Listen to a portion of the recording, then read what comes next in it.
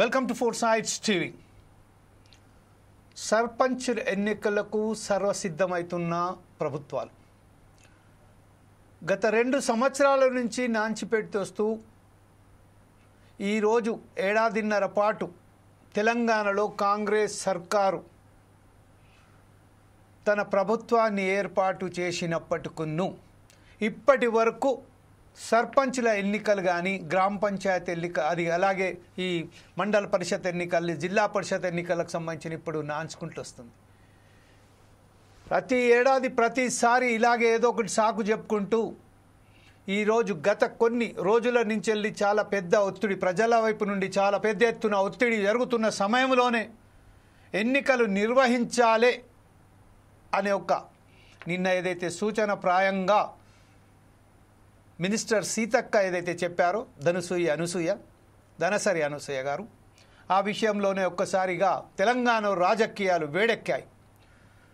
ఒక విషయం గుర్తొచ్చినట్టయితే మనం దర్దాపుగా రాష్ట్రంలో 12,815 గ్రామ పంచాయతీలు ఉండగా దీనికి సంబంధించిన అనేక సర్పంచులు ఇప్పటి వరకు తన బకాయిలే తీరలేదని ఎన్ని ఏడాదిన్నర పాటు నుంచి వెళ్ళి 2 సంవత్సరాల నుంచి వెళ్ళి మేమేదైతే తనకు సంబంధించిన షప్పులో తీసుకొచ్చి గ్రామ పంచాయతీలకు సంబంధించిన గ్రామాలలో అభివృద్ధి చేయడానికి ఏదైతే మేము నిధులు పెంచామో ₹1 కూడా గవర్నమెంట్ నుంచి ప్రభుత్వాల నుంచి రానప్పటికును వాళ్ళు ఏదైతే చెప్పారో మీరు ముందు ఫస్ట్ మీరు ఒకసారి అక్కడ గ్రామ అభివృద్ధి కార్యక్రమాలు అయితే చేపట్టండి, మీ బిల్లులు వచ్చే బాధ్యత మీ బిల్లులు చెల్లించే బాధ్యత మాది అని ప్రభుత్వాలు చెప్పినప్పటికును వారు అదే భరోసా మీద తన సొంత జేబుల నుండి పైసలు పెట్టి గ్రామాభివృద్ధికి పనులు చేపించిన తర్వాత ఒక్కసారిగా ఎన్నికలు వచ్చిన తర్వాత గత ప్రభుత్వం కుప్పకూలడంతో అలాగే కాంగ్రెస్ ప్రభుత్వం ఏర్పాటు చేయడంతో ఆ బిల్లులు అలాగే మూతబడ్డాయి.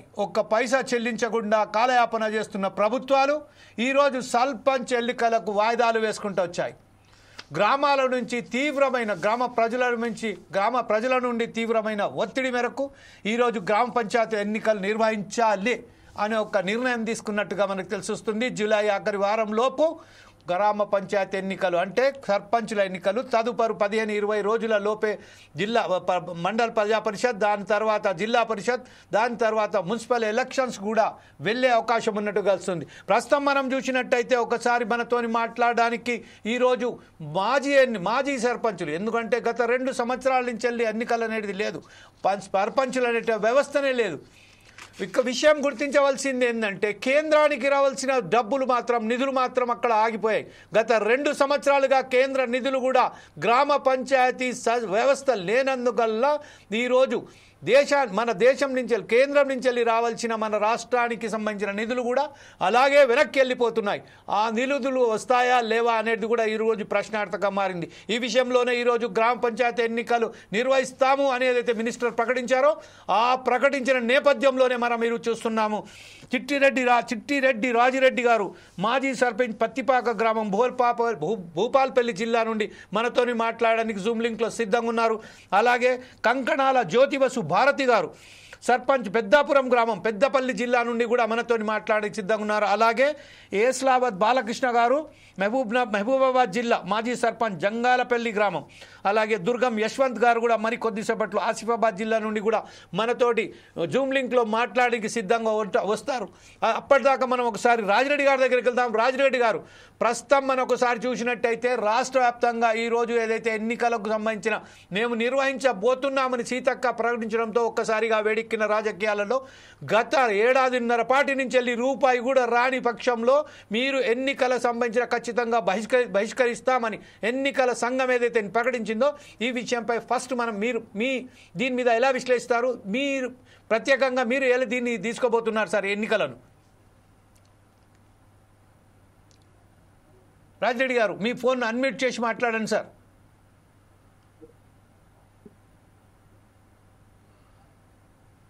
నమస్కారం సార్. సార్ రాజిరెడ్డి గారు చెప్పండి సార్. మా తోటి సర్పంచులందరూ కూడా నమస్కారం.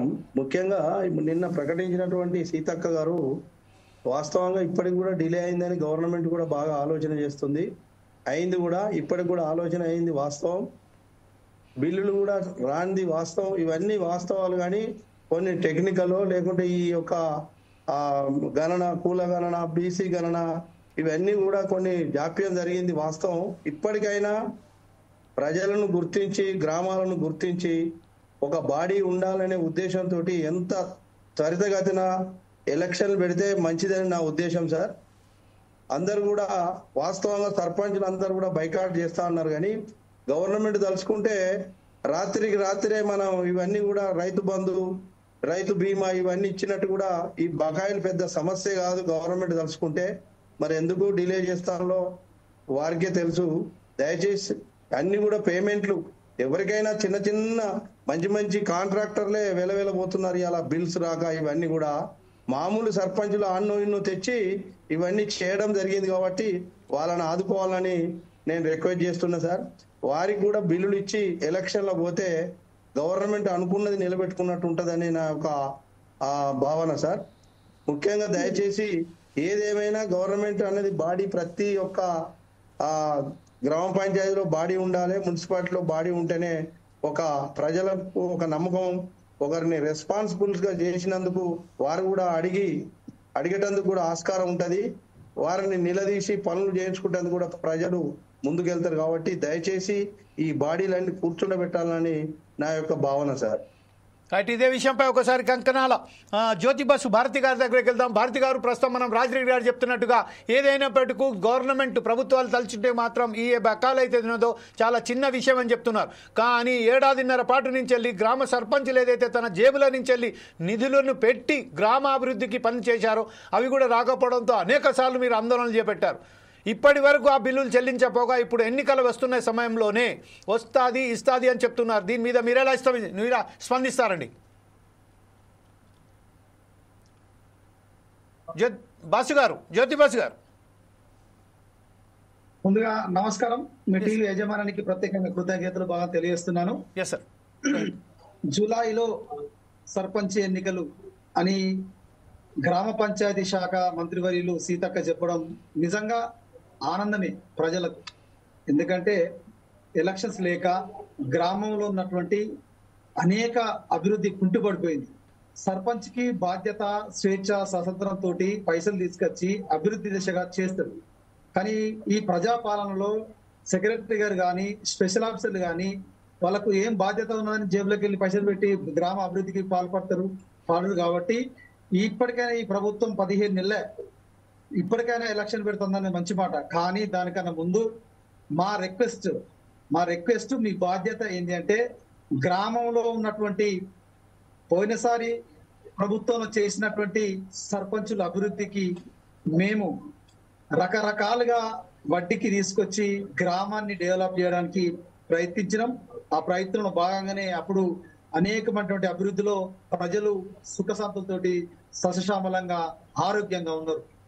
మరి ఈ 15 నెలల్లో ఒక్కొక్క ఇంటికి మినిమం కార్పొరేట్ హాస్పిటల్కు మినిమం 20,000 రూపాయల చొప్పున వాళ్ళకు రోగాలకు ఖర్చులు అవుతున్నాయి. అంటే దీనికి కారణం ఏంటి అంటే, బాధ్యత గల వ్యవహారంలో గ్రామంలో ఉన్నటువంటి డ్రైనేజీలు కానివ్వండి, తడి చెత్త పొడి చెత్త నీటి విషయంలో కానీ సర్పంచ్కి బాధ్యత ఉంటుంది. కాబట్టి సర్పంచ్ని ప్రతి ఒక్క పౌరులు ఫోన్ చేసి వ్యక్తిగతంగా ఎక్కడికక్కడ అడుగుతారు. కాబట్టి ఖచ్చితంగా అభివృద్ధి దిశగా సర్పంచ్ పోయింది.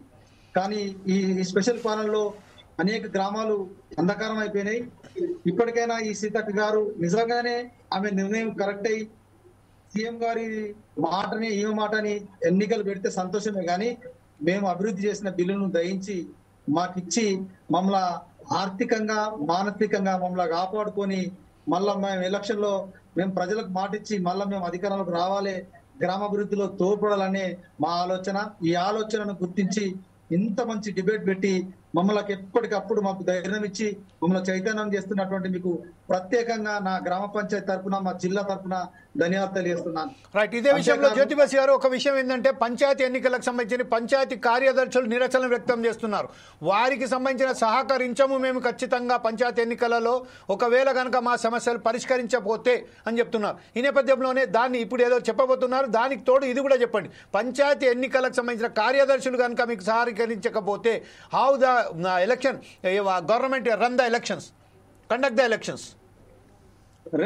రెండు విషయాలు సార్, ఎందుకంటే చాలా క్లారిటీగా ప్రత్యేకంగా ఉండాలి. ఒకటి, వాళ్ళ న్యాయమైన కోరికను ఖచ్చితంగా తీర్చాలి. రెండోది ఎలక్షన్ పోతా అంటున్నావు కదా, ఖచ్చితంగా నువ్వు ప్రభుత్వంకు అధికారంకు రాబోయే ముందు నువ్వేం 42 రిజర్వేషన్ అన్నవో ఖచ్చితంగా ఆ 42 రిజర్వేషన్ ఎన్నికలకు నువ్వు రావాలి. లేదు అంటే ప్రజలు నీకు ఎలా బుద్ధి చెప్పాలో అలా చెప్తారు. దాన్ని విషయం పక్కకు వస్తే ఇంకో విషయానికి వస్తే ఏదైతే సర్పంచుల బిల్లుకు ఇయ్యకుండా ఎలక్షన్లకు వస్తే మాత్రం ఖచ్చితంగా ఎక్కడికక్కడ అడ్డుకుంటాం, ప్రభుత్వానికి వ్యతిరేకంగా నిదాలు చేస్తాం. కలెక్టరేట్ కానీ స్థానికంగా ఉన్నటువంటి ఎమ్మెల్యేల ఇండ్లు కానీ అలా కాంప్లెక్స్లు కానీ మేము సర్పంచులం అందరం ఏకమై మా పోరాన్ని ఏకం చేసుకొని మా బిల్స్ మాకు ఇవ్వడానికి మేమేం అక్రమంగా కానీ మేము చెయ్యని బిల్లు కానీ మేమేం అడుగుతలేము. ఖచ్చితమైనటువంటి మీ నిర్ణయానికి మేము కట్టుబడి ఉంటాం, ప్రభుత్వానికి మేము సపోర్ట్ చేస్తాం. మాకు ఎలాంటి అభివృద్ధి విషయంలో ఉన్నటువంటి మాకు ఎలాంటి వివక్ష అవసరం లేదు. ఖచ్చితంగా మాకు కొంచెం నష్టమైనా కానీ అభివృద్ధి విషయంలో మేము పాల్గొంటాం. అలాంటి దాంట్లో మేము వెనకాడ బొమ్మ సర్పంచులు అని చెప్తున్నాం. అందుకొరకే మీరు సార్ ఒకటి పూర్తి స్థాయిలో గమనించాలి. 12,000 గ్రామ పంచాయత్ సర్పంచ్ పైచిరుకులలో మంచి మంచి సామాజిక వర్గానికి సంబంధించినటువంటి రెడ్డిలు, రావుసు, బీసీ బిడ్డలు ఆత్మహత్య చేసుకొని చనిపోయారు. బిల్ సత్యరావు ఎందుకంటే ప్రజలకు ఇచ్చిన మానానికి అప్పు సప్పు తీసుకొచ్చి వడ్డీ కట్టలేక ఆత్మహత్య చేసుకొని చనిపోయారు. వారికి నిజంగా కూడా వారి కుటుంబాలకు ఈ ప్రభుత్వం అండగా ఉండి అక్కడ ఎక్కడెక్కడైతే సర్పంచ్ అభివృద్ధి చేసి చనిపోయిండో మీరు పైసలు ఇవ్వకపోతే అక్కడ ఆ కుటుంబం నుంచి వెళ్ళి ప్రభుత్వమే వాళ్ళను ఒక సొంత బిడ్డ తీసుకొని అక్కడ సర్పంచులను యునానిమస్ చేయాలని మా యొక్క సర్పంచుల తరఫున మా డిమాండ్ చేస్తున్నాం. అదేవిధంగా కార్యదర్శులకు సంబంధించిన ఈ కార్యక్రమం ఏదైందో తప్పకుండా దాన్ని నెరవేర్చాలి. వాళ్ళకు కూడా మేము అండగా ఉంటాం. అధికారులకు మేము ఎప్పుడు కూడా సపోర్ట్ ఉంటాం. ప్రభుత్వం ప్రశ్నించే గొంతుగా మేము ఉంటాం. దయించి ఏదేమైనా చెప్పినా 150 కోట్లు రిలీజ్ చేసిన పోయినసారి చెప్పారు. కానీ దానికి డిపో దగ్గర నోటిఫికేషన్ లేదు, ఎవరి దగ్గర అక్కడ నోట్ లేదు. పైసలు వాళ్ళు అన్నంత మాత్రం పైసలు రావు సార్. దయచేసి 150 కోట్లు అంటే వస్తే 10 లక్షల రూపాయలు సర్పంచుల బిల్లాన్ని మేము ఇస్తామనుకున్నాం. వాస్తవమే కానీ ప్రభుత్వం మాట అన్నది కానీ డబ్బుల రూపకంగా మా దగ్గర రాలేదని చెప్పింది. ఇది సత్యం, నిజం. ఎందుకంటే సర్పంచుల కోసం అంతా ఇంతగా దయించి మీరు మా పక్షాన పోరాడుతున్నారు. నిజంగా కూడా మీకు ఏ రకంగా మేము ఉపయోగపడతాం అది మాకే అర్థమవుతుంది. అంత మంచిగా మిమ్మల్ని మా ఆత్మధైర్యాన్ని ఇట్లా కాపాడుతుంది సార్.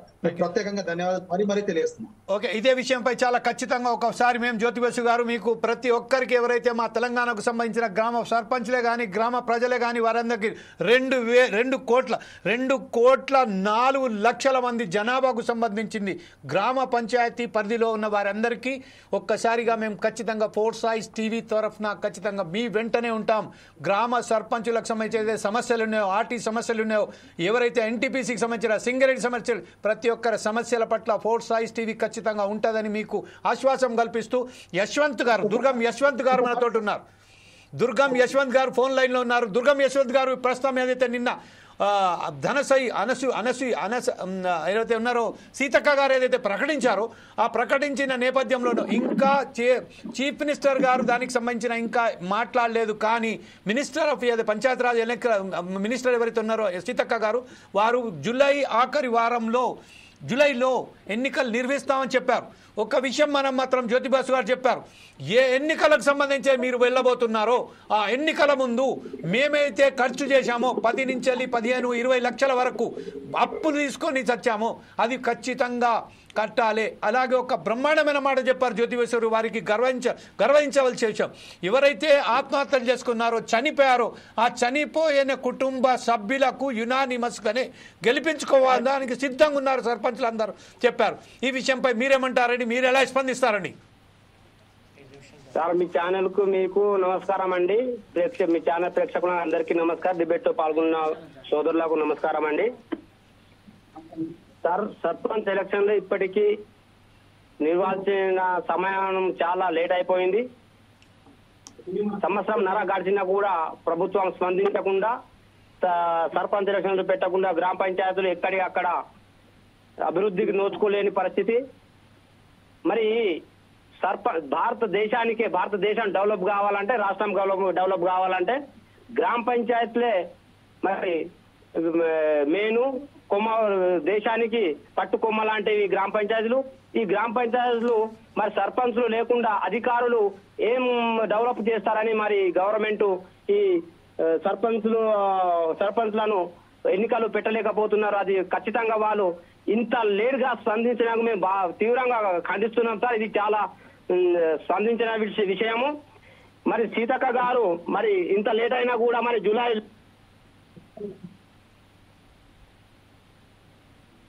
సార్ మీ వాయిస్ కట్ అవుతుందండి, ఎక్కడో ఒక దగ్గర నిలబడి మాట్లాడాలని. తదుపరి మరొకసారి మనం జక్కని సంజయ్ కుమార్ గారు జాతీయ అధ్యక్షులు బీసీ ఆజాదీ ఫెడరేషన్ గారు కూడా మనతో జనైపారు. ఇప్పుడు ప్రస్తుతం మనం ఒకసారి రాజిరెడ్డి గారి దగ్గరికి వెళ్దాం. రాజిరెడ్డి గారు, ప్రస్తుతం ఏదైతే ఉన్నదో ఈ రోజు మన మిత్రులు ఎవరైతే సీతక్క గారు ఏదైతే చెప్పారో జూలైలో ఎలక్షన్స్ తీసుకొస్తాము పెడతామని చెప్పారు. కానీ రిజర్వేషన్స్ మాటలు మాత్రం ఒకసారి మనం చూస్తే కులగణలలో 56% 56.63% ఉన్న బీసీలకు ఎలా వాళ్ళు చెప్తారో 42% రిజర్వేషన్ కేటాయిస్తారా అని చెప్పారు, ఇప్పటిదాకా చెప్పలేదు.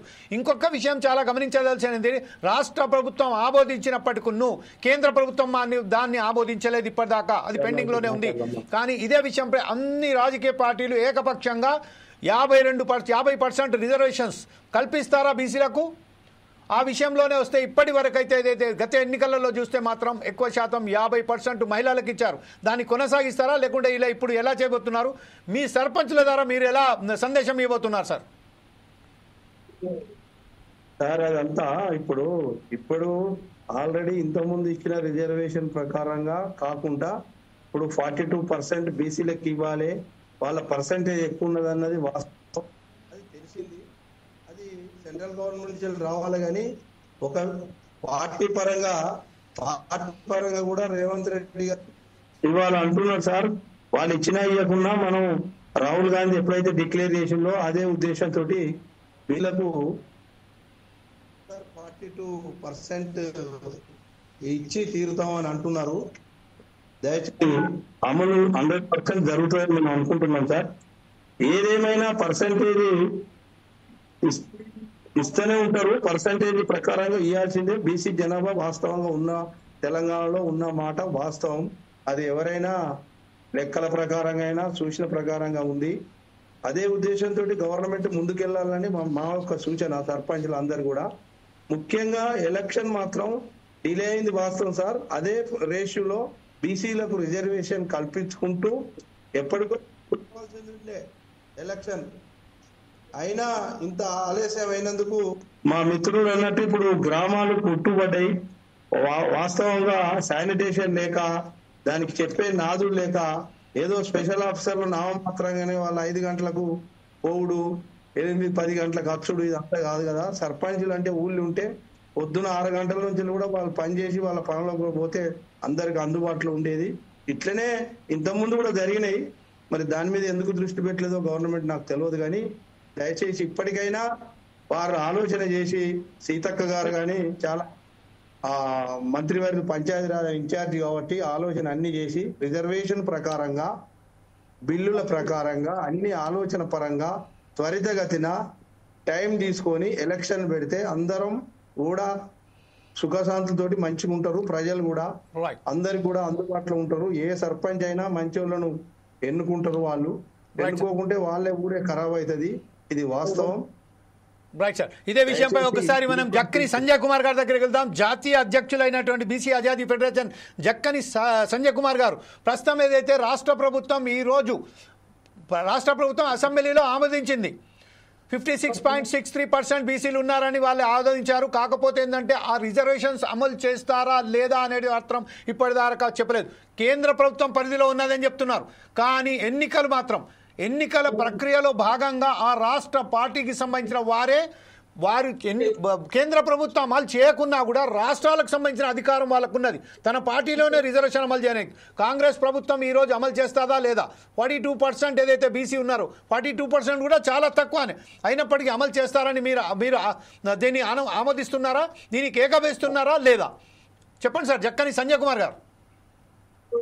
ఫోర్ స్పైల్స్ టీవీ ద్వారా ఈ చర్చా కార్యక్రమాన్ని నిర్వహిస్తున్న మీకు ముందుగా ధన్యవాదాలు బ్రదర్.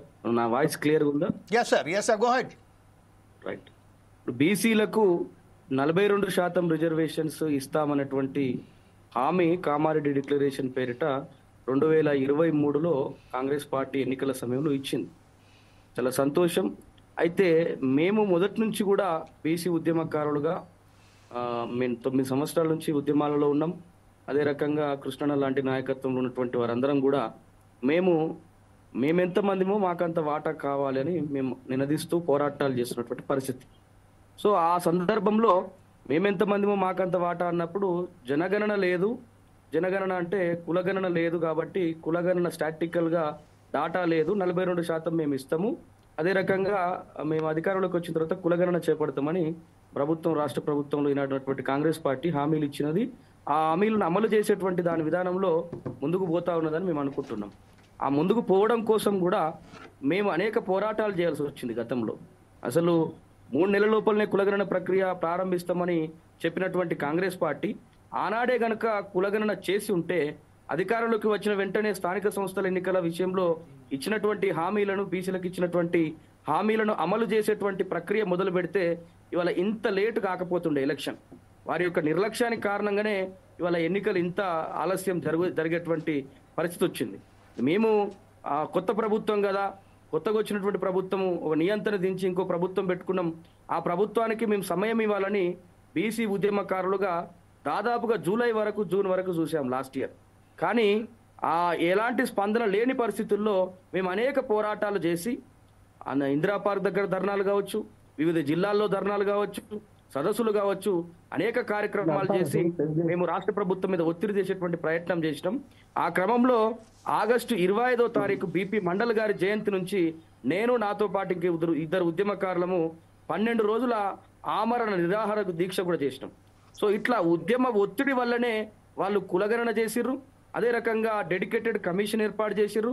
అదే రకంగా ఇలా 42% రిజర్వేషన్ల కోసం విద్యా ఉద్యోగ రంగాల్లో ఒక బిల్లు, అదే రకంగా స్థానిక సంస్థల్లో ఒక బిల్లు అసెంబ్లీలో తీర్మానం చేసి పెట్టినారు. వాస్తవానికి అసెంబ్లీలో తీర్మానం అయిందంటే అది చట్టం. అసెంబ్లీలో తీర్మానం అయిందంటే దాన్ని అమలు చేసుకునేటువంటి పవరు రాష్ట్ర ప్రభుత్వాలకు ఉంటుంది. కానీ రిజర్వేషన్ల విషయంలో సుప్రీంకోర్టు యొక్క జడ్జిమెంట్ ఉన్నది. ఆ జడ్జిమెంట్ 50% మించి రిజర్వేషన్లు ఇవ్వద్దని సీలింగ్ ఉందని ఒకటి సాకుగా చూపెట్టేటువంటి ప్రయత్నం చేస్తాడు.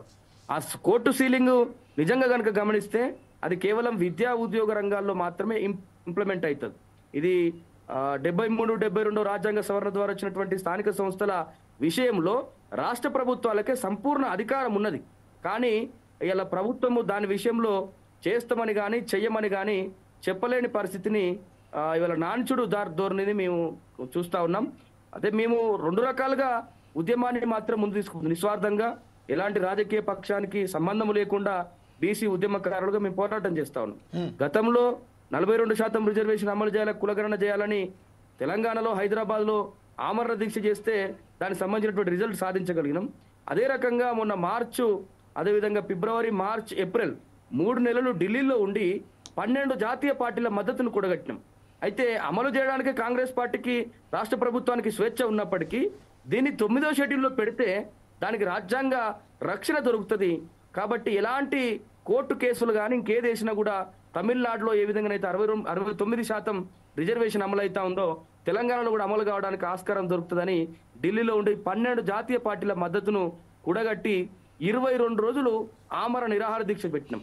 చాలా పార్టీ నాయకులను కదిలించినాం. Even though Congress party OBC cell జాతీయ అధ్యక్షుడు అనిల్ జైహింద్ లాంటి వారు, సూరజ్ మండల్ లాంటి వారు, అదేవిధంగా కేసీ చౌహాన్ గారు, వీళ్ళ చాలా మందిని కదిలించి ఒక పోరాటం చేసినాం. 2 డిమాండ్లు పెట్టుకొని జాతీయ స్థాయిలో కులగణన చేయాలి, అదే రకంగా 42% మీద 9వ షెడ్యూల్లో పెట్టాలి.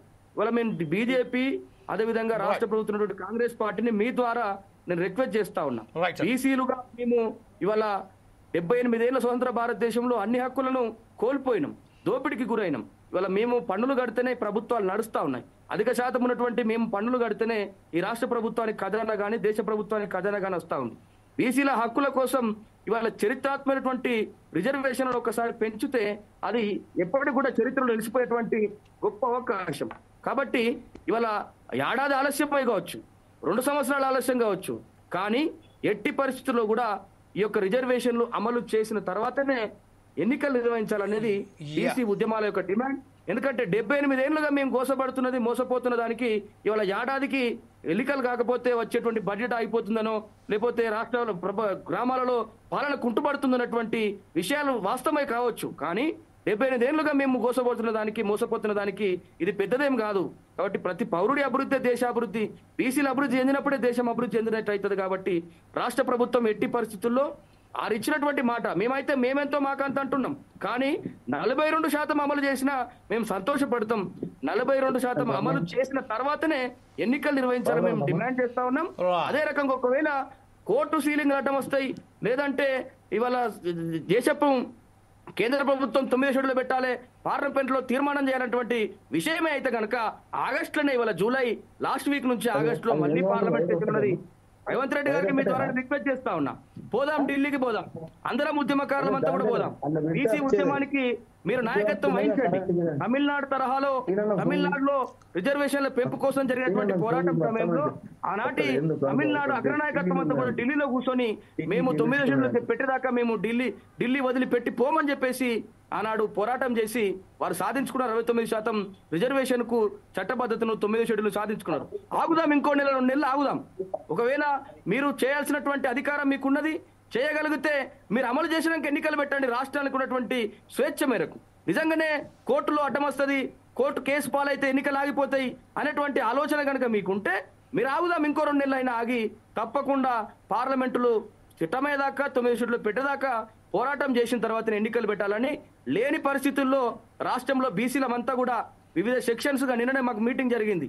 దాదాపుగా 22 బీసీ సంఘాలం కూర్చొని మాట్లాడుకున్నాం ఈ అంశం మీద.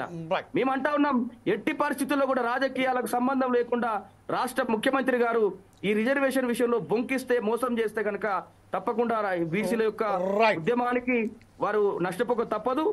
రిజర్వేషన్లు పెంచిన తర్వాత ఎన్నికలు పెట్టాలని మేము డిమాండ్ చేస్తాం. రైట్ సంజయ్ కుమార్ గారు, ఇప్పుడు ప్రస్తుతం మనం ఒకసారి జ్యోతిబసు భారతి గారి దగ్గరికి వెళ్దాం. జ్యోతిబసు గారు, ప్రస్తుతం ఏదైతే మన సంజయ్ కుమార్ గారు ఒక మాట అన్నారు, ఒక నియంతను సాగా నంపి కాంగ్రెస్ ప్రభుత్వం అధికారులకు వచ్చిన తర్వాత కూడా 1.5 పాటు నుంచి వెళ్ళి ఇప్పటిదాకా అయితే ఎన్నికలు నిర్వహించపోగా ఇప్పుడు ప్రస్తుతం అయితే ఎన్నికలు నిర్వహించాలి. ఎప్పుడైతే బీసీ కులగణనకు సంబంధించిన 42 అట్లీస్ట్ 42% రిజర్వేషన్ అమలు చేస్తేనే ఎన్నికలు నిర్వహించాలని చెప్తున్నారు. కాకపోతే మనం గత ప్రభుత్వంలో చూస్తే 12,815 గ్రామ పంచాయతీలో 85% ఎక్కువ బీఆర్ఎస్కు సంబంధించిన సర్పంచ్లే ఉన్నారు. అలాగే మండల పరిషత్కు సంబంధించింది 538 మండల పరిషత్లో 80% దాకా వారే ఉన్నారు. 32 జిల్లా పరిషత్కు సంబంధించిన వాళ్ళు కూడా దాంట్లోనే ఎక్కువ శాతం బీఆర్ఎస్ వాళ్ళే ఉన్నారు. ఈరోజు ఇంత పెద్ద ఎత్తున బీఆర్ఎస్కు సంబంధించిన ఒక బ్రహ్మాండమైన 85% ఉన్న సమయంలోనే ఈరోజు ఇప్పుడు కనుక ఈ 1.5 పాటు నాంచి పెట్టిన కాంగ్రెస్ ప్రభుత్వం 42% కులగణనకు సంబంధించి బీసీలకు రిజర్వేషన్ కల్పించకపోతే వారి పరిస్థితి ఎలా ఉండబోతుంది? మీరు చెప్పిన మాటకు ఒక్క నియంతను సాగనంపి కాంగ్రెస్ ప్రభుత్వం అధికారులకు వచ్చింది, వీరు ఖచ్చితంగా దీని మీద ఒక న్యాయం చేయాలని చెప్తున్నారు. దీన్ని ఏకమిస్తున్నారా? ఏమంటారు మీరు జ్యోతిబస్ గారు? వాస్తవంగా సోదరుడు అన్నట్టు 42 రిజర్వేషన్ మీద నువ్వు అధికారంలోకి వచ్చినావు. నిజంగానే బీసీ కులను ఏ ప్రాతిపదికంగా బీసీ కుల గణన చేసినావు, దాని మీద నువ్వు రిజర్వేషన్ ఎట్లిస్తావు? 42 రిజర్వేషన్ అంటే ఎస్సీ ఎస్టీ మొత్తం కలిసి నీకు 50 రిజర్వేషన్ దాటద్దని చెప్పేసి అంటే మీరు అసెంబ్లీలో తీర్మానం చేసి కేంద్ర ప్రభుత్వంపై వేస్తే కేంద్ర ప్రభుత్వం ఇప్పుడు నాకు తెలిసైతే సిద్ధంగా లేదు. ఎందుకంటే ఏదైనా పక్క రాష్ట్రాలకు తీసుకుంటే ఎక్కడ కానీ 50% దాటకుండా ఉన్నది. వీళ్ళంతా కూడా ఈ టైం పాస్ కు చేస్తున్నటువంటి వ్యవహారంలో చేసుకుంటే చేసుకోండి. ఒకటే ముఖ్య అంశం, ఇలా సీతక్క ఒక మాట అన్నది, స్థానిక ఎలక్షన్లు ఈ జూలైలో జరగబోతున్నాయని. కానీ మళ్ళీ ఇదే సోషల్ మీడియాలో నేను అలా అనలేదు. కాంగ్రెస్ శ్రేణులకు ఎప్పుడు ఎలక్షన్లు వచ్చినా మీరు సన్నద్ధంగా ఉండండి, ప్రతి గ్రామాన్ని కైవసం చేసుకోవాలన్న తప్ప నేను జూలైలో ఎప్పుడు ఎలక్షన్లు వస్తాయని చెప్పలేదు. ఇంకా మేము మా మంత్రివర్గం కూర్చున్న తర్వాత మాట్లాడాలని ఇంతకు ముందే మీతో మా డిబేట్ లో వండుకుంటూ సోషల్ మీడియాలో చదివిన. గవర్నమెంట్ ఇది వీళ్ళు ఒక్కల చేతిలో కాదు, సీతక్కనో ఇంకా వేరే మంత్రి గారు మాట్లాడుతున్నో కాదన్నా, వీళ్ళ ముఖ్యమంత్రి గారు కూర్చొని మంత్రివర్గాల్లో డిసైడ్ అయిన తర్వాతనే స్థానిక ఎలక్షన్లు ఎప్పుడు పెడతారు అని దాని క్లారిటీ వస్తుంది. క్లారిటీ వస్తే పాత ప్రభుత్వం కేసీఆర్ ప్రభుత్వం 10 సంవత్సరాల రిజర్వేషన్ ఎలక్షన్ పోతాడా? ఆ ఎలక్షన్ పోతే ఇదివరకు ఎలక్షన్ పెట్టు, స్థానిక గ్రామాలు సస్యశ్యామలంగా ఉండు, ప్రజలు కూడా బాగుంటుంది కదా. నువ్వు 40 రిజర్వేషన్ పెట్టక మళ్ళీ ఎలక్షన్లకు వస్తే ఏ ప్రాతిపదికంగా ఎలక్షన్ లో పోతావు? అంటే సేమ్ రిజర్వేషన్ ఎలక్షన్ పోతావా? మరి సేమ్ రిజర్వేషన్ ఎన్నికలో అభిప్రాయం ఉంటే నీకు ఫస్ట్ పెట్టినవి, సంవత్సరం ముందే పెట్టినవి. కాబట్టి ఎట్లా టైం తీసుకున్నావు కాబట్టి దయచేసి నేనేమంటున్నా అంటే పర్సనల్ నా పర్సనల్ ప్లస్ ప్రజా సేకరణ ఏమంటున్నా 42 రిజర్వేషన్ నువ్వు ఏ ప్రాతికంగా చేస్తావో చెయ్యి, కానీ 42 రిజర్వేషన్ కాకుండా నువ్వు ఎలక్షన్ల కథ మాత్రం ఈ ఎలక్షన్ లో నీ అబద్ధాలు చెప్పి గద్దెకెక్కిన వ్యవహారంలో ఖచ్చితంగా ఈ స్థానిక ఎలక్షన్ లో మీకు దెబ్బ పడుతుంది. ఆ తర్వాత మీరు తప్పు తెలుసుకున్న ఫాయిదా లేదు. దాంతో పాటు మీరు దానికన్నా ముందుగా ముఖ్యంగా బాధ్యతగా స్వేచ్ఛగా ఆలోచించేది ఏంటి అంటే గ్రామ అభివృద్ధికి పాల్పడ్డ సర్పంచుల బిల్స్ ఇచ్చిన తర్వాతనే దయించి రావాల్సిందే నేను కోరుతున్నా.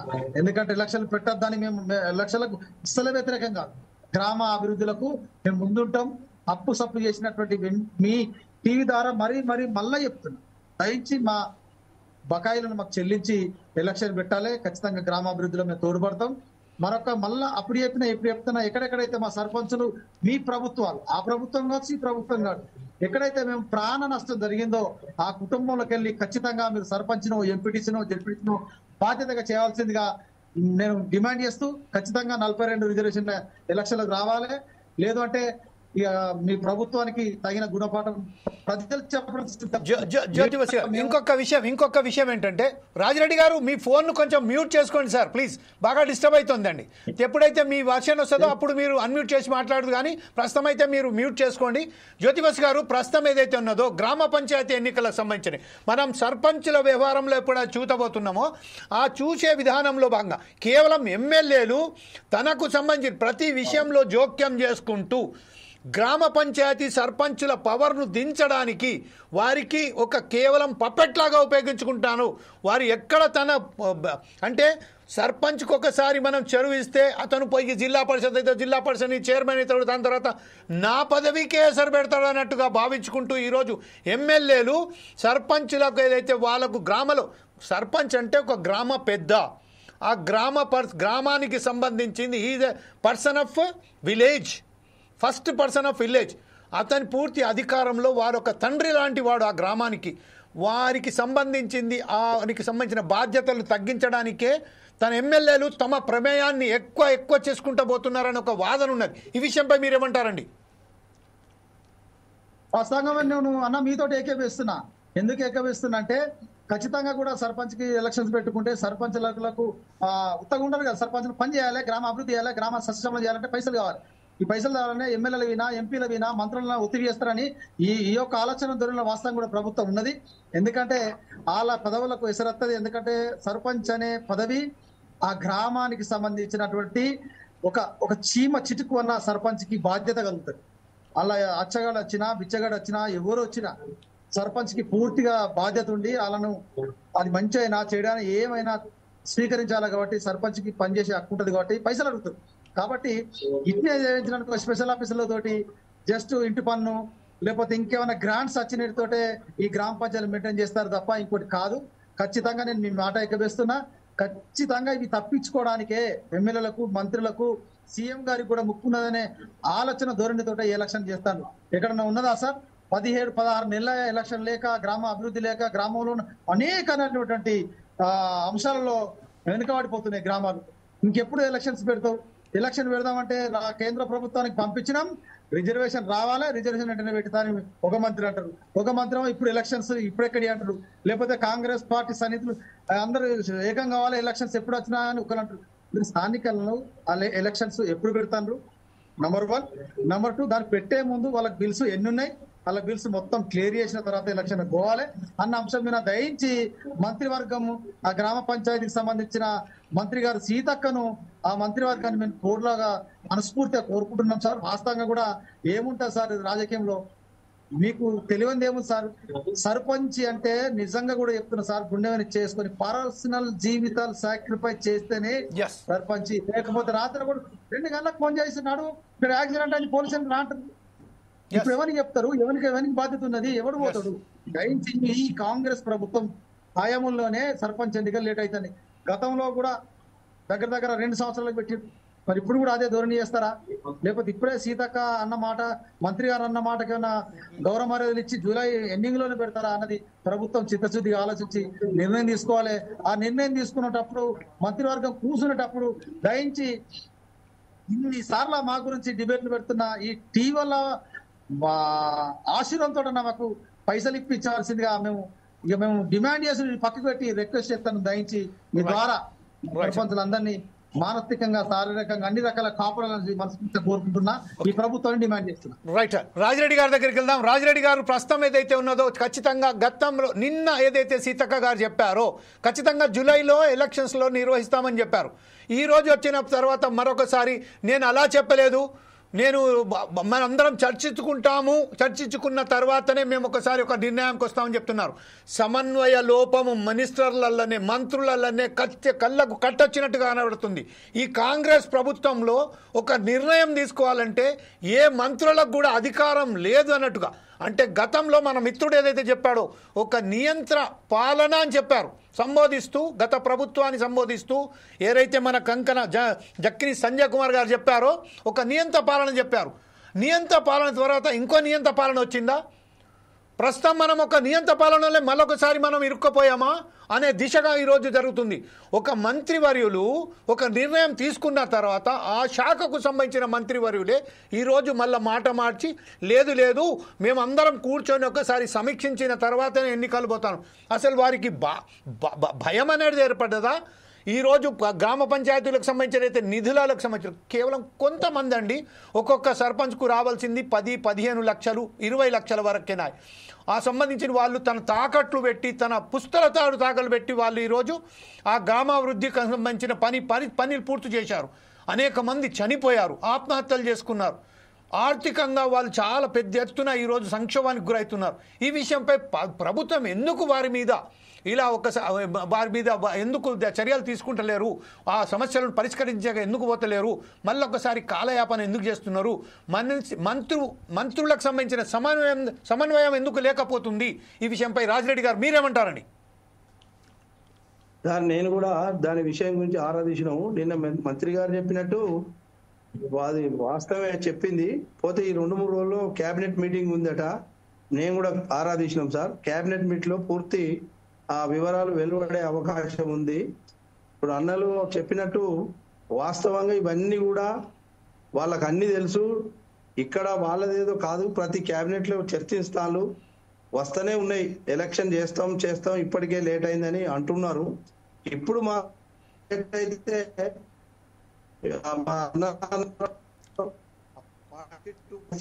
సార్ మీ ఫోన్ చాలా డిస్టర్బ్ అవుతుంది సార్. ఒకసారి కనుక మీరు వీడియో డిస్టర్బ్ అయితే ఖాళీ కేవలం ఆడియోలో మాట్లాడండి సార్.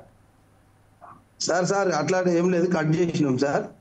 ముఖ్యంగా కంపల్సరీ పెట్టాల్సిందే సార్, పెడతారు.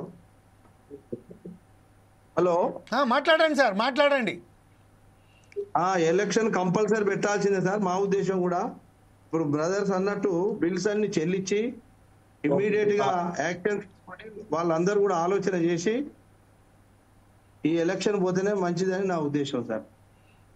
అంటే ప్రస్తుతం ఏదైతే ఉన్నదో మీరు దీనికి ఏకభవిస్తున్నారా లేదా మంత్రులకు సంబంధించిన సమన్వయం లోపం ఉన్నదని కళ్ళకు కట్టొచ్చినట్టుగా కనపడుతుంది. దీని విషయంపై మీరు దీన్ని ఏకభవిస్తున్నారా లేదా?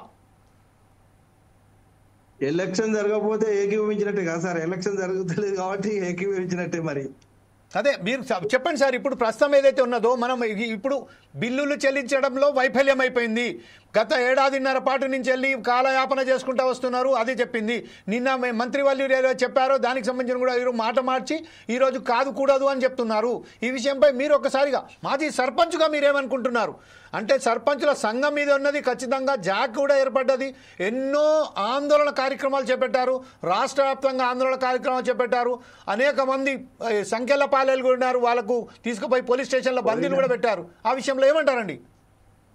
సార్ పోయిన ప్రభుత్వం కూడా చాలా పనులు చేపించి అన్ని ఇట్లా ఏదో అంటే ఆర్డర్లు ఇచ్చుడు, కలెక్టర్ల మీద మా మీద ఆది పెత్తనం చెలాయించి కలెక్టర్లు కూడా ఇవాళ కావాలి, ఈ నైట్ కావాలి అని పైసలు ఇవ్వకుంటే కూడా వాళ్ళు కొంత చేసిన బకాయి వాస్తవం. ఆ బకాయిలన్నీ కూడా సీఎం గారు కూడా బాగా ఆలోచన చేసి వీళ్ళు వచ్చినాక ఏం చేసిన లేదు, పాత బకాయిలే ఈ కొద్ది గొప్ప ఇక్కడ వీళ్ళు వచ్చినాక చేసినాక అంతకుముందు మా మీద ఒక రూల్ ఉపయోగించి వాళ్ళు పనిచేసింది వాస్తవం. అవన్నీ బకాయిలు కూడా పేరుకపోయింది. ఆ ప్రభుత్వం పడిపోయినాక వీళ్ళకు ఫైనాన్స్ ప్రాబ్లం ఉన్నదని చెప్తున్నారు కదా. కానీ ఏ ఫైనాన్స్ ప్రాబ్లం ఉన్నా ఇది పెద్ద సమస్య కాదు. సర్పంచ్లందరికీ బిల్లులు చెల్లిస్తేనే చిన్న చితక రిజర్వేషన్లు ఎస్సీలు ఎస్టీలు బీసీలు ఓసీలు ఎవరో ఒక్కరిద్దరు ముగ్గురు మంచి ధనికులు ఎవరో సర్పంచ్ ఉంటే వాళ్ళ ఇంట్లోకి వెళ్ళి అది ఇది బయట తీయకుండా పెట్టినట్టు కానీ ఇప్పుడున్న పద్ధతి ప్రకారంగా ఊరికిచ్చిళ్ళు పోయిన మన ఊరు మనబడి అని అదే అని శ్మశాన వాటికలని ఇవన్నీ కూడా ఎక్కడెక్కడ పెండింగ్ బిల్స్ ఉన్నాయి సార్. అవన్నీ రాకుంటే మాత్రం చాలా కష్టంగా ఉంది అందరికి. నా తోటి సహచరులు అందరు కూడా పాపం చిన్న చిన్న కుటుంబాల నుంచి మంచితనం ఉంటే ఎన్నికైన వాళ్ళు ఉన్నారు. ఏదో ఎట్లా మన గ్రామాన్ని మన చేతుల్లోనే ఉంటాయి కదా, ఇక్కడ ఇయ్యాలి కాకుండా రేపు వస్తాయనే ఉద్దేశంతో తెచ్చిపెట్టిండ్రు. వాళ్ళందరికీ ఖచ్చితంగా ఇవ్వాల్సి రేవంత్ రెడ్డి సర్కార్ అన్న రీతిగా రేపు ఎలక్షన్ల పోతేనే మా పార్టీకి మంచిగా మనుగడ ఉంటుంది తప్ప లేకుంటే వేరే గత్యంతరం ఉండదు సార్. రైట్, ఇదే విషయంపై ఒకసారి జక్కి సంజయ్ కుమార్ దగ్గరికి వెళ్దాం. సంజయ్ కుమార్ గారు, ప్రస్తుతం ఏదైతే మన మిత్రులు చెప్తున్నారో ఖచ్చితంగా ఎలక్షన్స్కు పోయవలసిందే అని చెప్తున్నారు. కాకపోతే ఏదైతే బకాయిలు ఉన్నాయో ఆ బకాయిలు చెల్లించే ఎలక్షన్స్లో వెళ్ళమంటున్నారు. కానీ ఈ ఎలక్షన్స్లకు సంబంధించింది ఇప్పటి వరకు బకాయిలు మాత్రం మేము చెల్లించాము అని ప్రభుత్వాలు చెప్తున్నాయి. కానీ ఒక రూపాయి కూడా ఇప్పటిదాకా సర్పంచులకు వారికి రాలేదు అని సర్పంచులు నిర్దాక్షిణంగా ముఖమాట లేకుండా చెప్పేస్తున్నారు.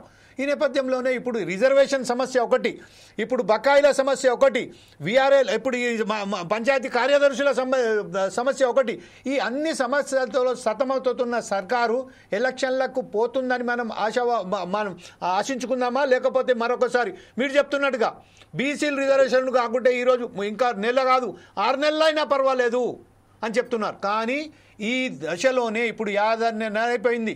మనం చూస్తున్న గ్రామాల పరిస్థితి, చెత్త అక్కడికక్కడే చెదిరి ఉన్నది. సర్పంచులకు మాజీ అయినప్పటికీ వారికి ప్రతి గ్రామం నుంచి వెళ్ళి ప్రజలందరూ వారికి రాత్రి మగలు వాళ్ళ దగ్గరికి పోతున్నారు, ఆ సమస్యలను చెప్తున్నారు. వారు తనకు ఎట్లయితే అవసరం పట్ల వాళ్ళకి ఏదైతే సాయం చేయదలుచుకుంటే చేస్తూనే ఉన్నారు.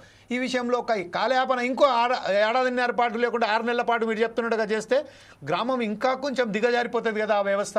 ఈ విషయంలో మీరేమంటారని? అంటే ఈ 5 అంచెల ప్రజాస్వామ్య వ్యవస్థలో గ్రామ పంచాయతీలు చాలా ప్రథమమైనటువంటివి. నేరుగా ప్రజలకు అనుసంధానంగా ఉండి చేసేటువంటి పరిపాలన చేసేటువంటి కేంద్రాలు. అయితే ఎన్నికలు ఆలస్యం కావడం వల్ల రాష్ట్ర ప్రభుత్వానికి కూడా నష్టమే. ఎందుకు నష్టం అంటే కేంద్రం నుంచి రావాల్సినటువంటి ఫైనాన్స్ కార్పొరేషన్ ఏదైతే ఫైనాన్స్ బిల్లు ఉంటాయో ఆ బిల్స్ కూడా పెండింగ్లో ఉంటాయి. ఎందుకంటే ఎన్నికలు కమిటీలు లేవు కాబట్టి, ఎన్నికలు జరగలే కాబట్టి అవి పెండింగ్లో వస్తున్నాయి. సరే, రాష్ట్రంలో ఈ సమస్యలు ఉన్నాయి.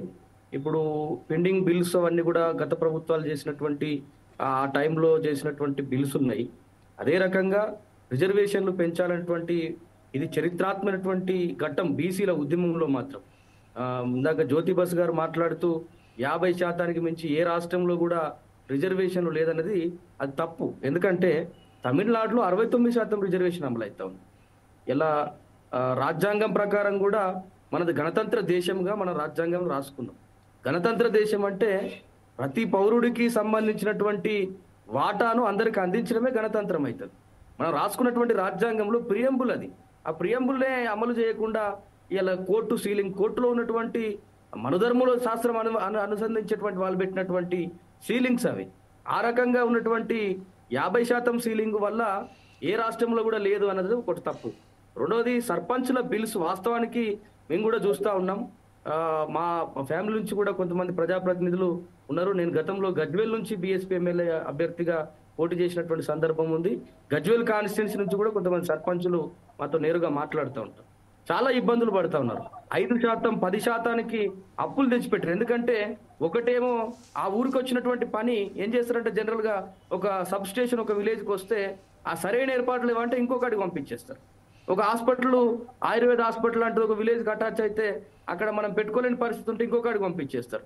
అట్లా మాకు వచ్చినటువంటి పనులు ఆగిపోతాయి అన్నటువంటి భయంతో వారు నిస్వార్థంగా గ్రామాభివృద్ధి ధ్యేయంగా పెట్టి చాలా మంది అప్పులు తెచ్చి 5%, 10% అప్పులు తెచ్చి మరీ చేసినటువంటి పరిస్థితులు ఉన్నాయి. దాని విషయంలో ప్రభుత్వం స్పష్టంగా తీసుకొని ఇలా మొన్న ఏది మహిళలు వస్తే అంతర్జాతీయ మహిళల పోటీ, అందాల పోటీలో అయిన ఖర్చులు అది కట్టేసి సగం అయినా చెల్లించాల్సిన పరిస్థితి ఉంటుంది. సగం కడుతుండే కావచ్చు, 25% అన్న కడుతుంది కావచ్చు. కానీ ఇట్లా అనవసరమైనటువంటి ఖర్చులు తగ్గించి, ఎందుకంటే రాష్ట్రం లోటు బడ్జెట్లో ఉన్నది, చాలా అప్పుల్లో ఉన్నది. ఇవాళ ఫీజుల రియంబర్స్మెంట్ పథకం చూస్తే గత 4 సంవత్సరాలుగా 7,600 కోట్ల రూపాయలు పెండింగ్ లో ఉండి వీళ్ళ డిగ్రీ చదివినటువంటి పిల్లలకు, పీజీ చదివినటువంటి పిల్లలకు ఆయా ప్రైవేట్ కళాశాలలు టీసీలు ఇవ్వడం లేదు, మెమోలు ఇవ్వడం లేదు. ప్రభుత్వం అన్న పైసలు కట్టాలి, లేకపోతే మీరన్న కట్టాలని ఇబ్బందులు పెడతా ఉన్నారు. అట్లా హాస్టల్స్ లో బిల్లు పెండింగ్ ఉన్నాయి. అదే రకంగా జీతాలు పెండింగ్ లో ఉన్నాయి. కాంట్రాక్ట్ ఎంప్లాయీస్ యొక్క జీతాలు పెండింగ్ లో ఉన్నాయి. 6-7 నెలలు అయినా కూడా వాళ్ళకు రెగ్యులర్ గా ఇవ్వడు, 6-7 నెలలు అయినా కూడా వాళ్ళకి ఇంకా ఇవ్వడం లేదు. అంటే వీటన్నిటిని దృష్టిలో పెట్టుకొని ఇలా నేను లంక బిందెలు ఉన్నాయని అనుకోవచ్చున్నా కానీ ఇక్కడ ఏం కనబడతలేవని మాట్లాడడం, లేదంటే ఈ ప్రభుత్వాన్ని మీ చేతిలో పెడితే మీరు చేస్తారా, మేము ఒక్క రూపాయి కూడా దొరుకుతలేదంటే, ఇవన్నీ కూడా కాకుండా ప్రభుత్వము ఎక్కడి నుంచి ఖజానా వస్తుందో ఆ ఖజానాను ఒక నిబద్ధతతోటి ఖర్చు పెట్టినప్పుడు తప్పకుండా ఈ అప్పులు ఉన్నటువంటి సమస్యలు, అదే రకంగా ఎవరికైతే పెండింగ్ బిల్స్ ఉన్నాయో ఆ బిల్స్ సమస్యను చాకచక్యంగా క్లియర్ చేసుకోవాల్సినటువంటి బాధ్యత ఉంటుంది. అది చేసుకుంటూ ముందుకు పోవాలి. తప్పకుండా కూడా గ్రామాలు పట్టుకొమ్మలు, గ్రామాలలో సర్పంచులు లేకపోతే, ప్రజాప్రతినిధులు లేకపోతే చాలా ఆలోచించి పెట్టినటువంటి వ్యవస్థ ఇది. అక్కడ ప్రజాప్రతినిధులు లేకపోతే వాస్తవంగా చాలా ఇబ్బందులు ఎదుర్కొంటున్నారు ప్రజలు. ఇప్పుడు ఏ సమస్య వచ్చినా తెల్లారు లేస్తే పోయి సర్పంచ్ ఇంటి దగ్గర కూర్చొని అన్నలాగా తమ్ముళ్ళలాగా ఉండి క్లియర్ చేసుకుంటారు. మరి వారు కూడా వివిధ వాళ్ళకి ఎట్లా పదవి లేదు కనుక వాళ్ళకు సేవ చేయడానికి వాళ్ళు అంకితమై ఉన్నారు. కానీ పదవి లేకపోతే ఎంఆర్ఓ మాటినాడే, ఎంపీడీఓ మాటినాడు, సెక్రటరీ మాటినాడు. అంతెందుకు అన్ని రోజులు 5 ఏళ్ళు వాళ్ళ కింద పనిచేసిన పారిశుద్ధ కార్మికులు కూడా మాట విన్నారు. ఎట్లాంటి పని చేయగలుగుతారు ప్రజాప్రతినిధులుగా లేని వ్యవస్థలో? కాబట్టి తప్పకుండా ఎన్నికలు పెట్టాలి. ఎన్నికలు పెడుతూ ఈ అంశాలను క్లియర్ చేసుకోవాలి. ఏదైతే సర్పంచుల ఫోరం, సర్పంచుల సంఘాలు ఉద్యమాలు చేస్తున్నాయో ఆ ఉద్యమకారులందరూ పిలుచుకుని చర్చలు చేసి గౌరవప్రదంగా ఎంతవరకు చేయగలుగుతారో చేసైనా కానీ, ఒప్పించైనా కానీ చేయాలి. రిజర్వేషన్ల విషయంలో ఇది బీసీ రిజర్వేషన్లు అమలు చేయడానికి, రిజర్వేషన్ పెంచడానికి రాష్ట్ర ప్రభుత్వం చేయగలిగినంత వరకు చేసింది. మేము దానికి వారి కృతజ్ఞతలు చెప్తున్నాం. కానీ అమలు చేయించే బాధ్యత కూడా హామీ ఇచ్చి అసెంబ్లీలో తీర్మానం చేసి పెడితే సరిపోదు.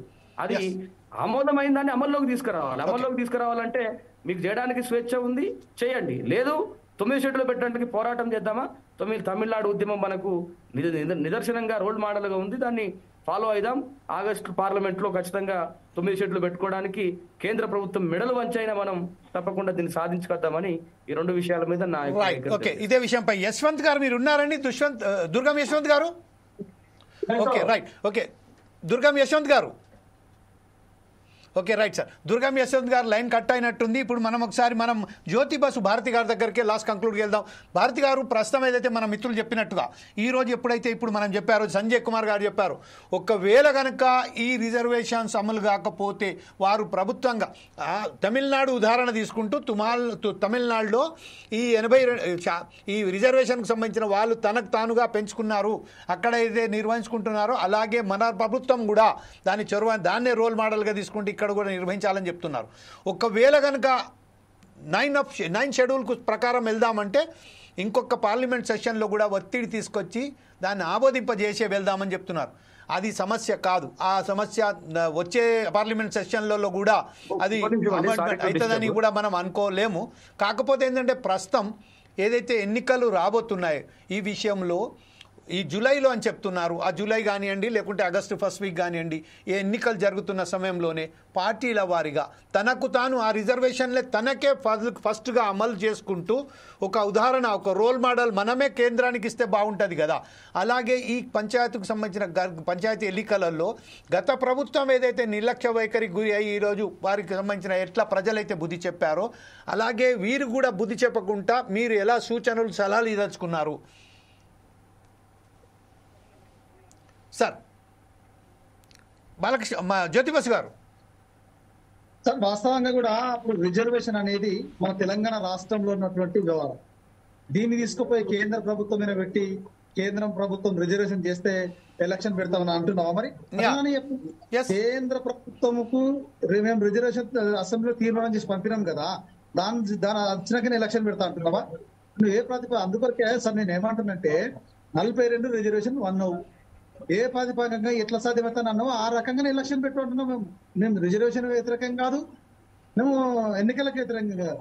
అందుకొరకే చాలా మంది డిస్కస్ చేసేది ఏం జరుగుతుంది సార్ అంటే, ఈ ప్రభుత్వానికి నిజంగానే సర్పంచ్ స్థానిక ఎలక్షన్లు పెట్టే ఆలోచన లేదు అంటే ఉంటే ఎప్పుడో పెడుతుంది సార్. ఇంకా 16 దగ్గర 15 నెలలే నాయకులు లేని తండలేక వ్యవహారం జరుగుతా ఉంది ఈ గ్రామాలలో.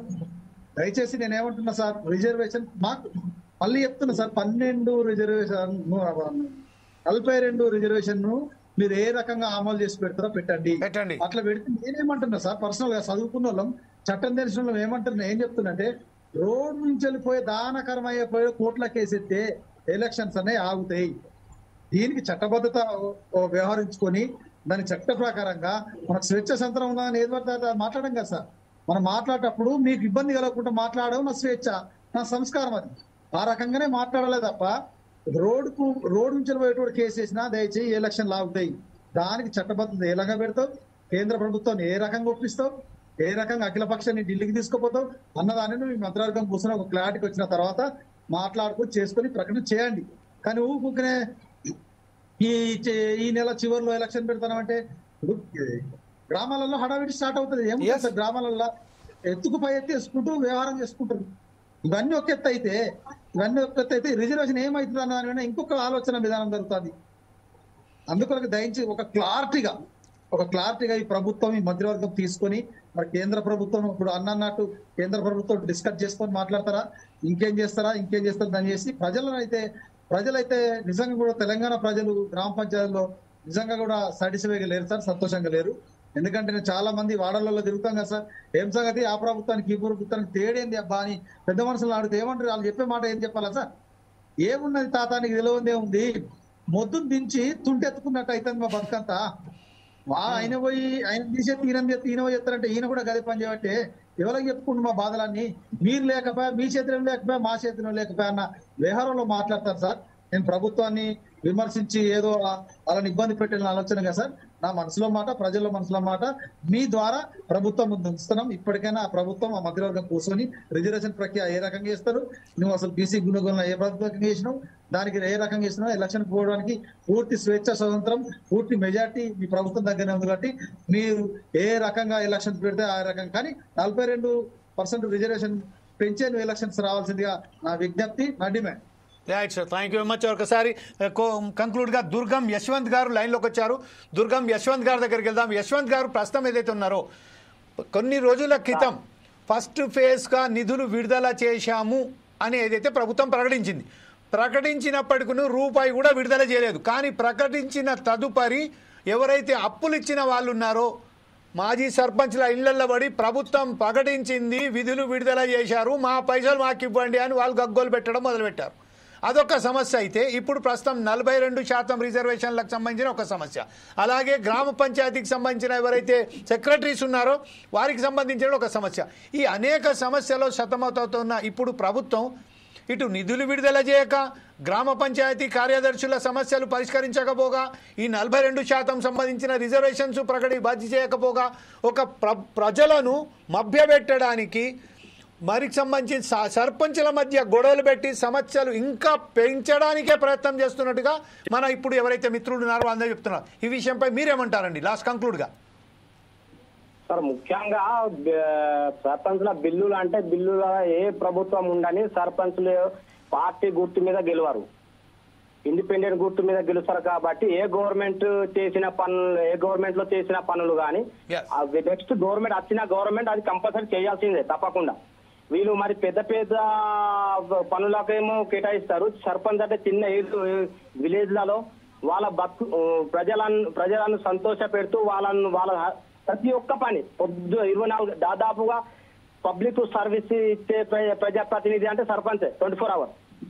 ఎటువంటి టైంలో అయినా ఫోన్ చేస్తారు, ఎటువంటి టైంలో అయినా ఫోన్ చేసిన వెంటనే లేచిపోయి వాళ్ళ పనులు చేస్తారు, పబ్లిక్ పనులు చేస్తారు. అటువంటి సర్పంచ్లను ఈ బిల్లుల కోసం వాళ్ళు చనిపోయినా కూడా, వాళ్ళ పుస్తకాలు తాకట్టు పెట్టి పనిచేసి వాళ్ళు చనిపోయినా కూడా బిల్లులు ఇంతవరకు సంవత్సరం దాటినా కూడా గవర్నమెంట్ వచ్చి చేయకపోవడం ఇది చాలా బాధాకరమైన విషయం సార్. ఒకటి వీళ్ళు ఇంకొకటి నెక్స్ట్ ఇది 42% బీసీలకు రిజర్వేషన్ కల్పిస్తాను ఏదైతే వాగ్దానం చేసిండ్రో, ఖచ్చితంగా బీసీ పర్సెంటేజ్ ఎక్కువ ఉన్నది, దానికి తగ్గట్టు ఎక్కువ ఉన్న 42 కంటే ఎక్కువ ఉన్నది. కానీ 42 ఇస్తారు, ఏ విధంగా ఇస్తారు, ఏం చేస్తారు అనేది మీరు మరి మేము చేసి ప్రతిపాదన చేసి ఢిల్లీకి పంపినాము అంటున్నారు. ఓకే, ఢిల్లీకి పంపినాం. మరి బీసీ అనే నినాదంతో మోడీ గారు బీసీ అనే నినాదంతో గెలిచిన మోడీ గారు మరి తెలంగాణ గవర్నమెంట్ వాళ్ళు మీ దగ్గర 42% మేము బీసీకి ఇస్తామని పంపిన తర్వాత మీరెందుకు అక్కడ లేట్ చేస్తున్నారు? అది ఒకటి కూడా వాళ్ళు చెప్పవలసిన అవసరం ఉన్నది. అక్కడ ఖచ్చితంగా బీసీ నినాదం తోటి పిఎం అయిన మోడీ గారు మీరు వెంటనే పార్లమెంట్ లో బిల్లు పెట్టి ఈ 42% అమలు చేయాలని కోరుకుంటున్నాం మేము. రైట్ సార్, ఇదే విషయంపై ఈ రోజు మాట్లాడినందుకు చిట్టిరెడ్డి రాజిరెడ్డి గారికి, అలాగే కంకనాల జ్యోతిబాసు గారికి, భరతి గారికి, అలాగే దుర్గం యశ్వంత్ గారికి, జక్కిని సంజయ్ కుమార్ గారికి ప్రతి ఒక్క ధన్యవాదాలు చెప్తూ ఈరోజు ఒక విషయం ఏంటంటే లక్షలాది కోట్ల రూపాయలకు సంబంధించిన బిల్లులకు ఫటాఫటా ఆమోదింపజేసి వారిని ఒక పర్సంటేజ్ వస్తుందని వారికి అప్పటికప్పుడే నిధులు జారీ చేస్తున్న ప్రభుత్వాలు, సర్పంచులు ఆ గ్రామాభివృద్ధికి సంబంధించిన తనకు సంబంధించిన నిధులను ఎక్కడనో అప్పో సప్పో చేసుకొచ్చి ఆ గ్రామ ప్రజలకు మంచి ఏదైతే సంక్షేమ పథకాలు అమలు చేసిన గ్రామ సర్పంచుల బిల్లులు ఇప్పటి వారికి చెల్లించపోగా వారికి మరణాలకు కూడా బాధ్యత వహిస్తూ వారి కుటుంబంలో ఒకరికి సర్పంచ్గా యునానిమస్గా